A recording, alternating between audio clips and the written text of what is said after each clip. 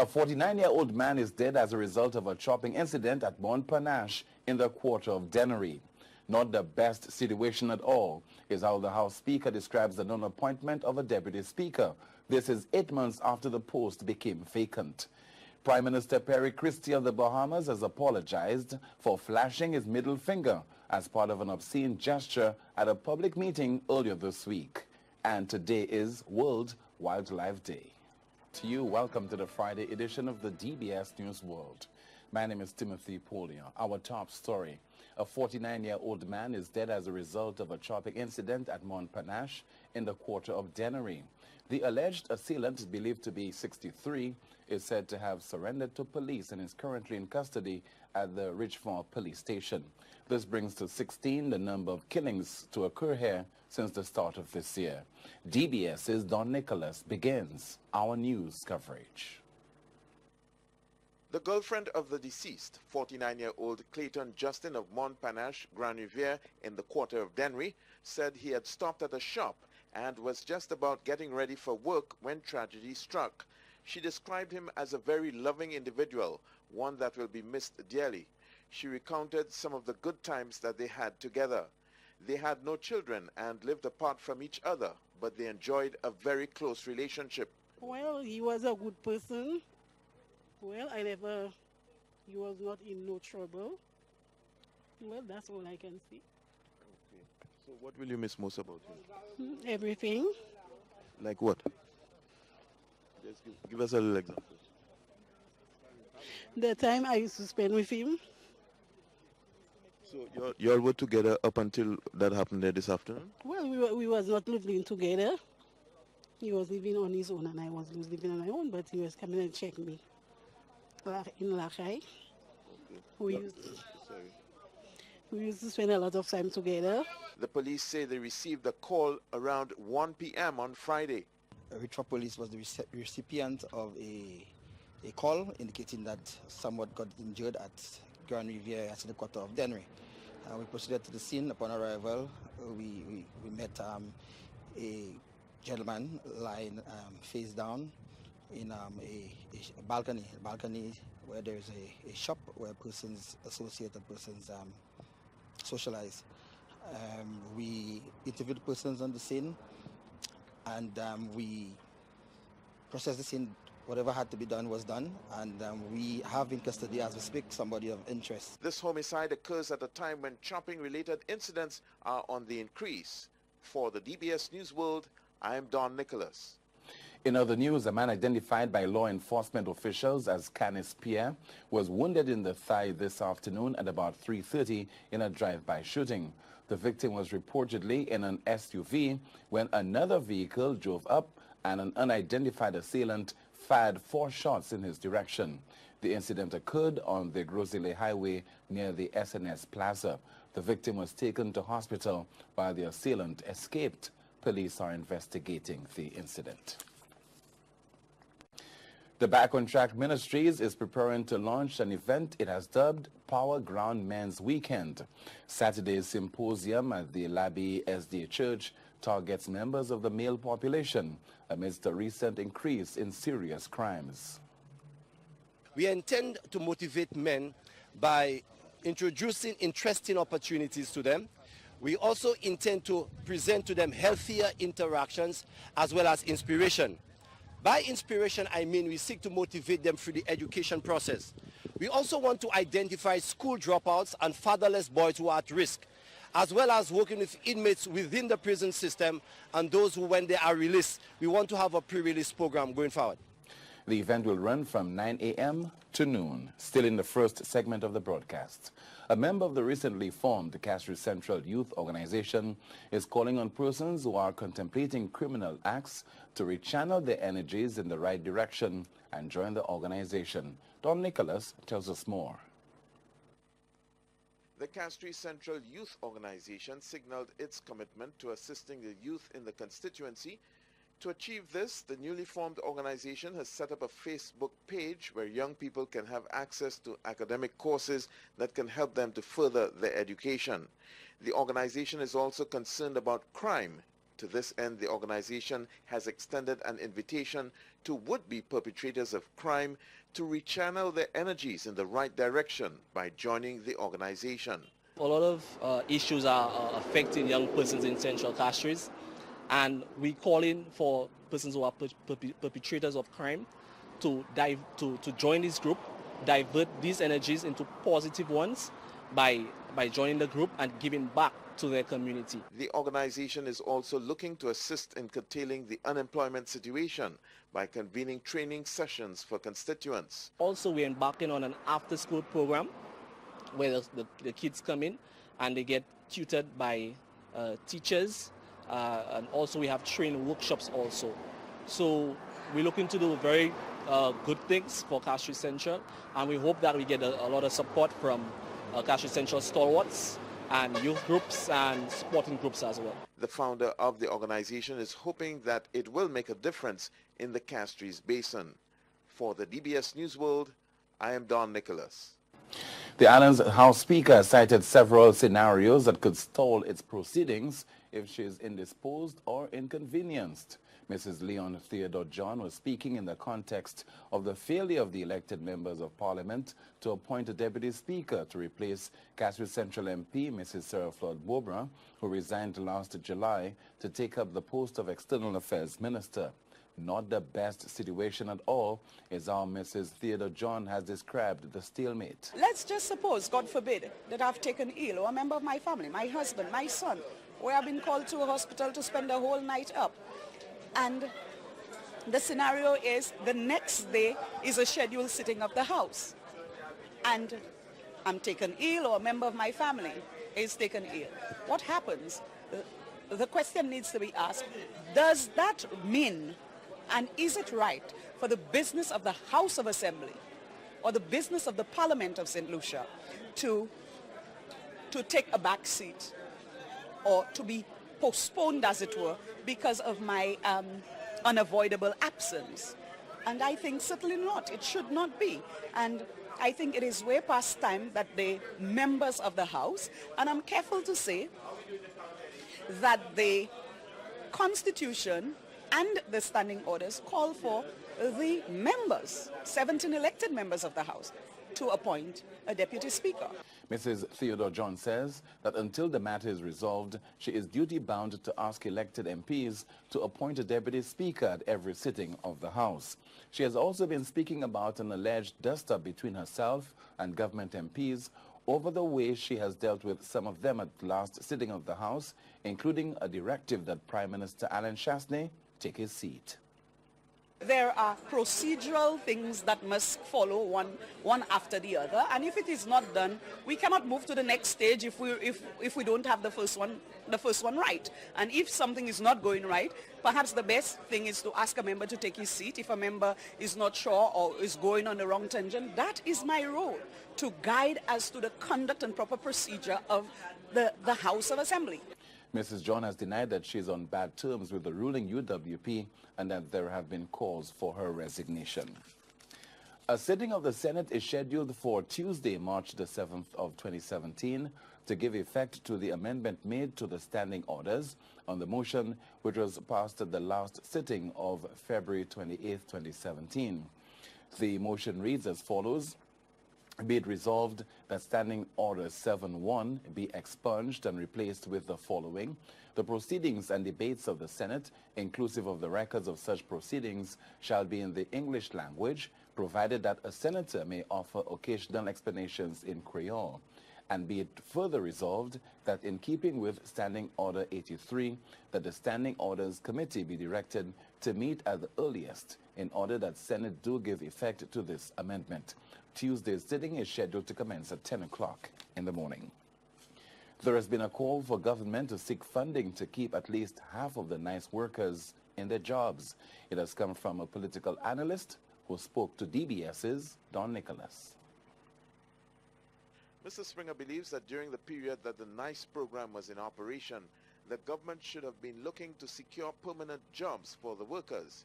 He says the workers themselves should also have been looking to do the same. The point is they must make it clear that a permanent job should come out of that. The nice people themselves should be also looking for the permanent jobs for themselves. I think that is the only way they can sustain that. Other than that, you can't just throw money.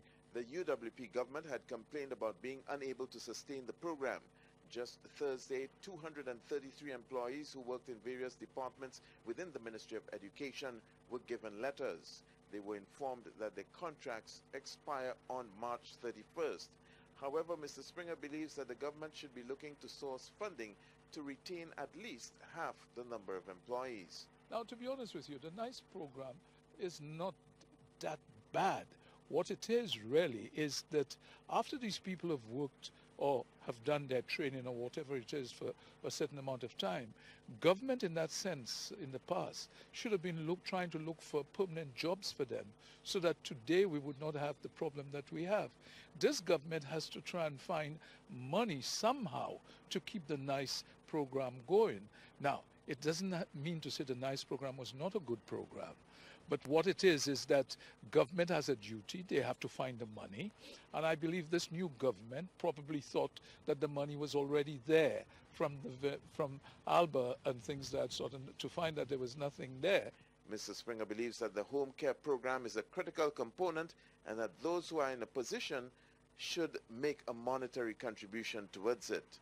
For the DBS News World, I am Don Nicholas. Time now for Street Vibes. Hi, I'm Alex Busquet, and you're watching Friday Funnies on Street Vibes. It took 2 men 4 days to build one wall.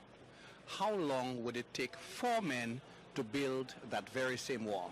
It took 2 men 4 days to build one wall, so it should take 2 days for the 4 men to create that same wall. Well, I ain't see the difference between Shastley and Donald Trump. Consistent correction. Conclusion, that's all. 4 days? 2, I guess. 2 days. Yeah, 2 days. Yeah. It took 2 men 4 days to build a wall. How long would it take 4 men to build that very same wall? No time at all. The wall is already built. You've just been watching Friday Funnies with me, Alex Busquet, down here at the Aquarius Crossing, the intersection of Coral and St. Louis Streets.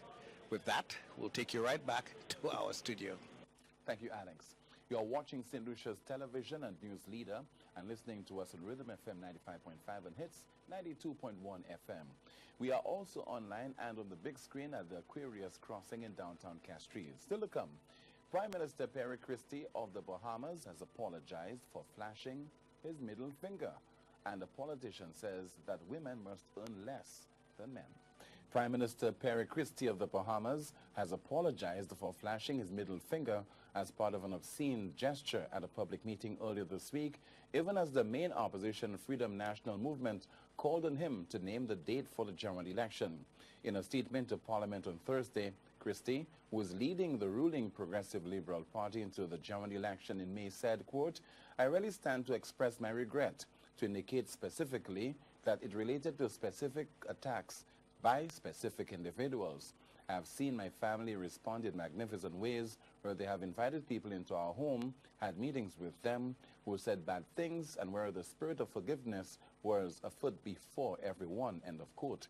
I just want to say that I take responsibility, and I indicate that there was never any intention to speak to any person or issue other than those who are attacking me or my family, and that the balance that should exist at all times ought to prevent in full consideration the gesture, whatever it described that I did, and I hope that those who may have been offended by it, who were present, would accept that it's a matter I would not have wished that I did, he said. Christie told legislators and to those who are people in our country who would wish to understand what I did would accept my deepest expression of regret. On Monday evening, Christie made the gesture at a public meeting of his party, saying this is how he responded to an allegation he had heard earlier during the day. He was making reference to a man whom he described as a lunatic that had been insisting that he acknowledge ownership of a condominium. 5 days before St. Lucia and the rest of the global community observed International Women's Day, a prominent female has cited gains made by women and the challenges which continue to confront them. Here is Alex Busquet with a report.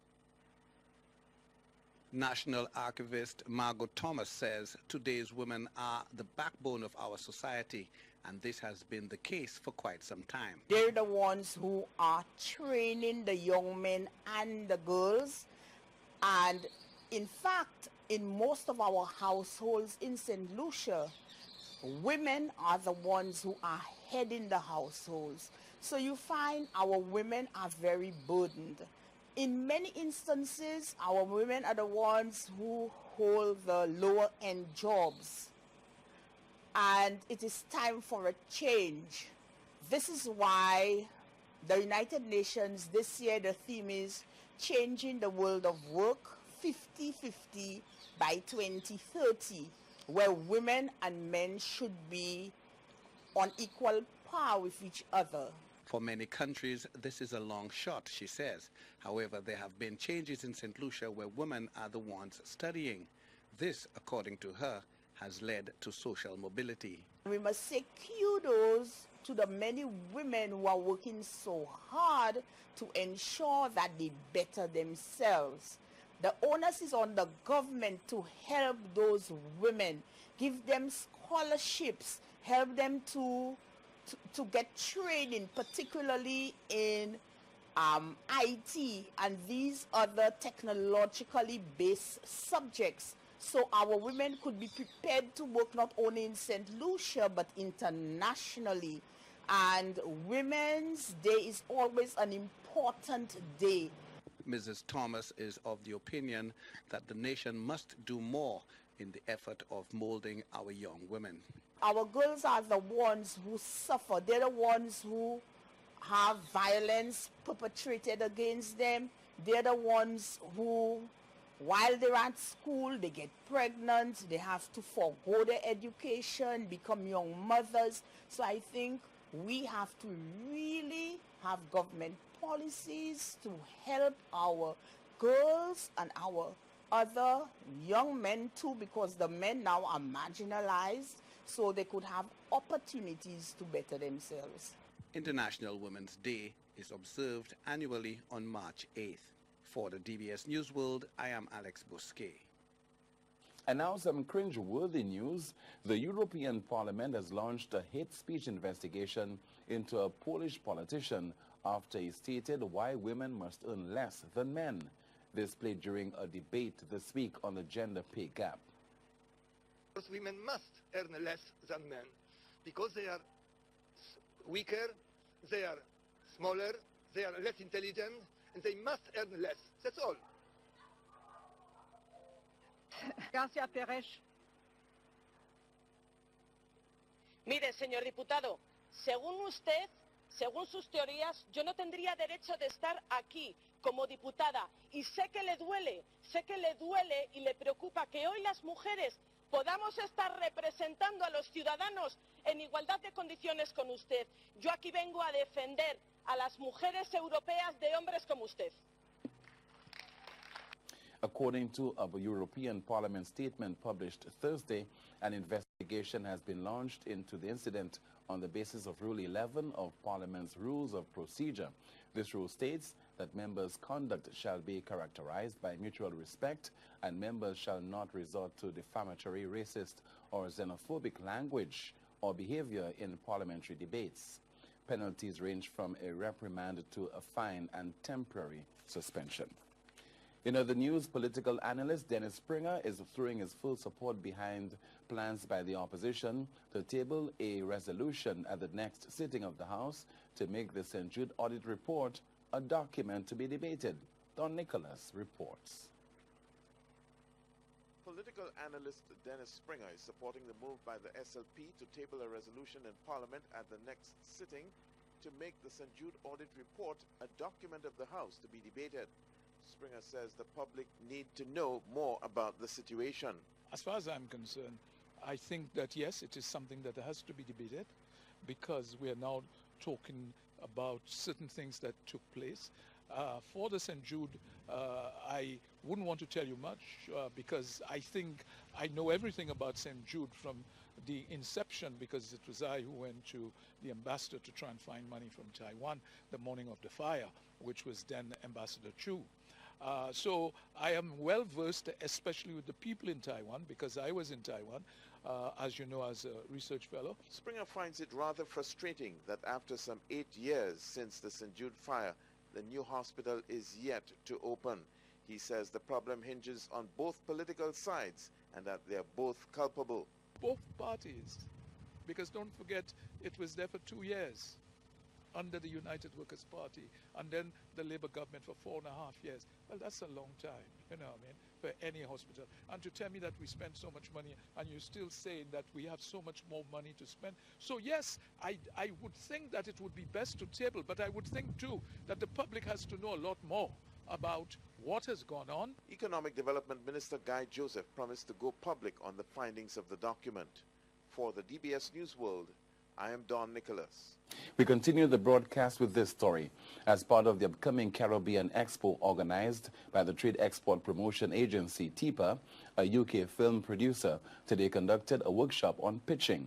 It seeks to provide young filmmakers with the principles of persuasion to get other persons interested in their work and even to finance it. A workshop on film directing was also done, looking at what it takes to work with actors and putting all the pieces together.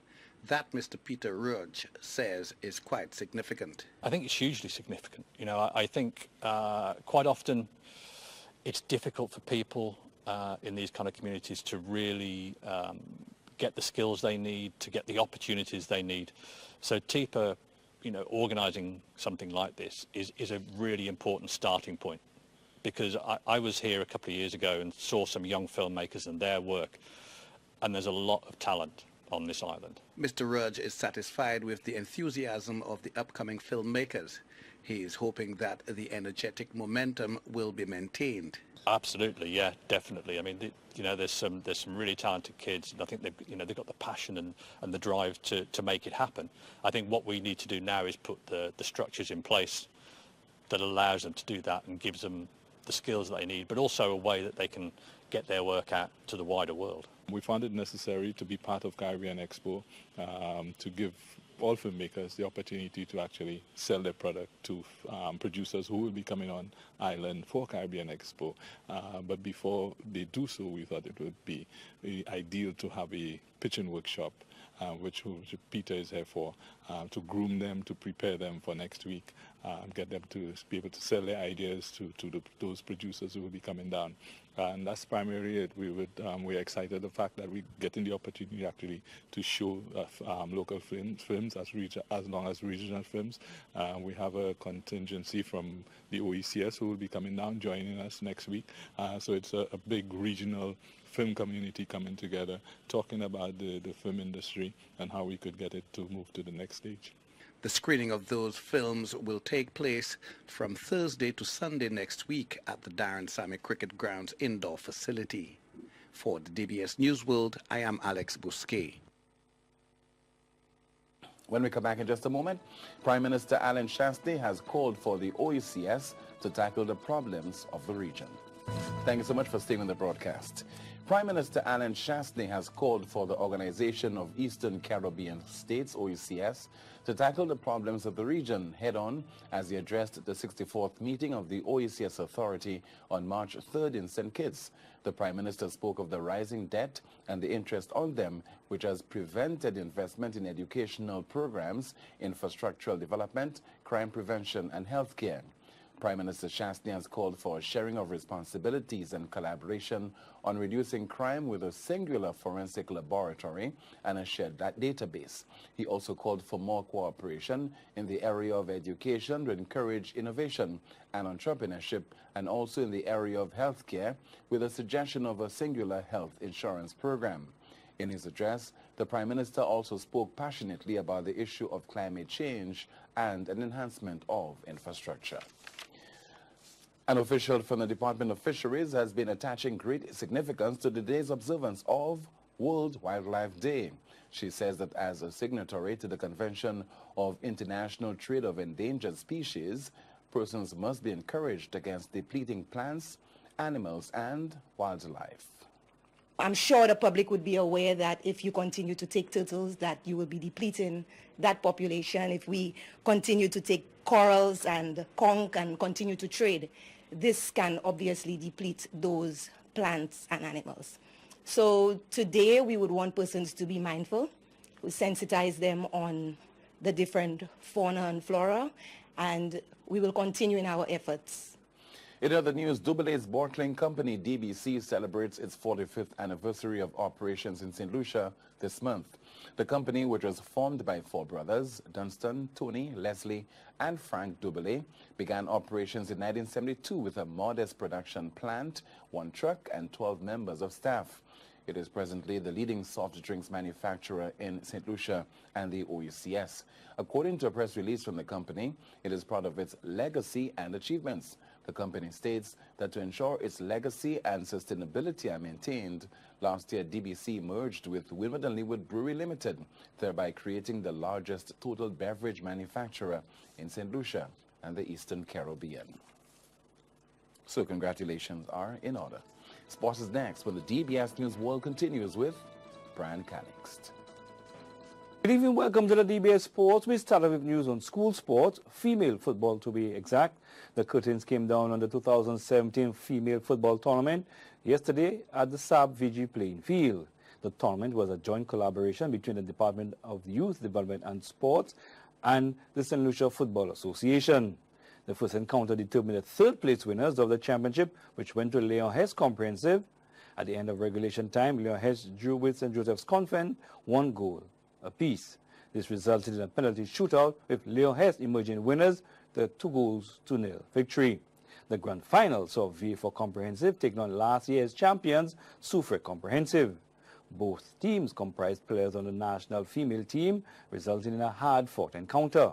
At the end of regulation time, the scores were goalless. The match was thrust into a penalty shootout, with Suffolk Comprehensive regaining their title for the second year in a row with a result of 3-1. In volleyball, the male category of the schools under 20 volleyball championships continued at the Miko Community Court and at the VG Sports Complex yesterday. Results for games played at the VG Sports Complex were as follows. St. Mary's College Secondary defeated St. Entrepot Secondary 25-18, 25-13, while South Louis Community College defeated Sir Ira Simmons Secondary 25-11, 25-14. In basketball, the annual Assembly of Caribbean Basketball Confederation, a sub-zone of FIBA, took place over the weekend in Rodney Bay, St. Lucia, and under the hospitality of the St. Lucia Basketball Federation, with important steps taken to prepare national federations for the continent's new competition system 2017, with emphasis on the approved Group B competition system.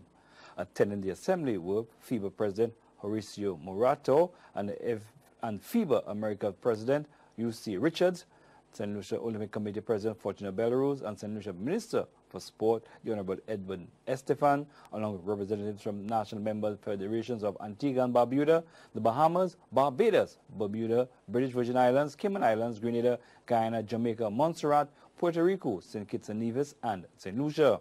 Representatives from Curacao, Martinique, and St. Martin were also in attendance as observers. The St. Lucia Basketball Federation President, Leslie Colimo, who delivered the opening remarks, stated that it was important for St. Lucia to host such an important assembly as it gives the key decision makers the opportunity to experience firsthand the progress and challenges small member federations faced whilst trying to grow and develop the sport. FIBA's President, Horacio Morato, updated the assembly on the developments in FIBA, and UC Richards, FIBA America's president, updated the assembly on the developments in the Americas. IBF's director, Florian Waniga, briefed the assembly on the Antilles 3-on-3 workshop for territories in the Lesser Antilles. And the Caribbean Basketball, the CBC's vice president of finance and marketing, Patrick Haynes, updated the assembly on the 2016 CBC Under-16 Championships, the upcoming FIBA Communications and Marketing Workshop, the Antilles 3-on-3 Under-18 Championships, CBC's 2017 Online Marketing Strategy, and the decision of the CBC Executive Committee to facilitate the branding of all CBC pre-qualifying championship, cups, and medals. Don't go away. More sports after the break. Thank you for staying tuned. The 2017 Massey United Insurance Under-19 Schools Cricket Tournament continued on Thursday with 3 matches played.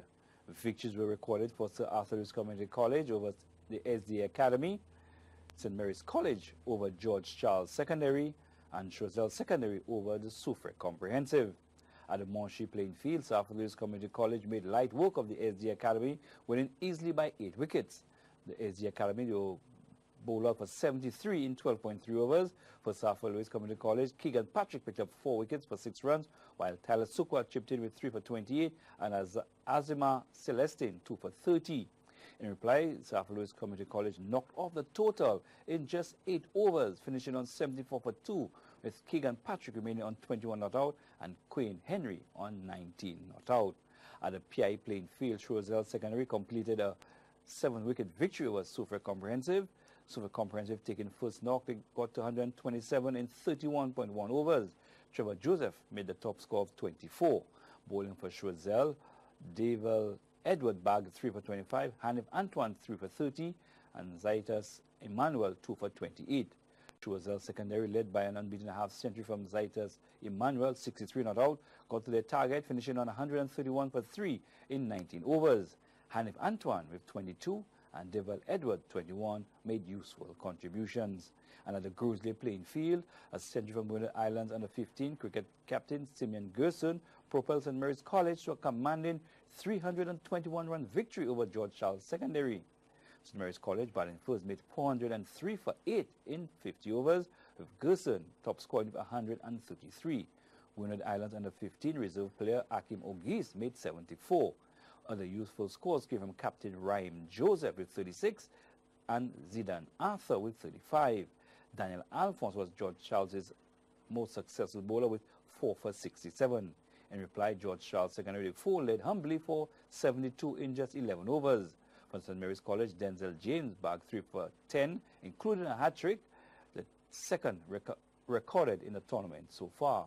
Simeon Gerson also picked up 3 for 39. In women's cricket, the St. Lucia National Cricket Association's Alyssa John T20 third place and final will be played tomorrow at the Larissus playing field in the Mabuya Valley.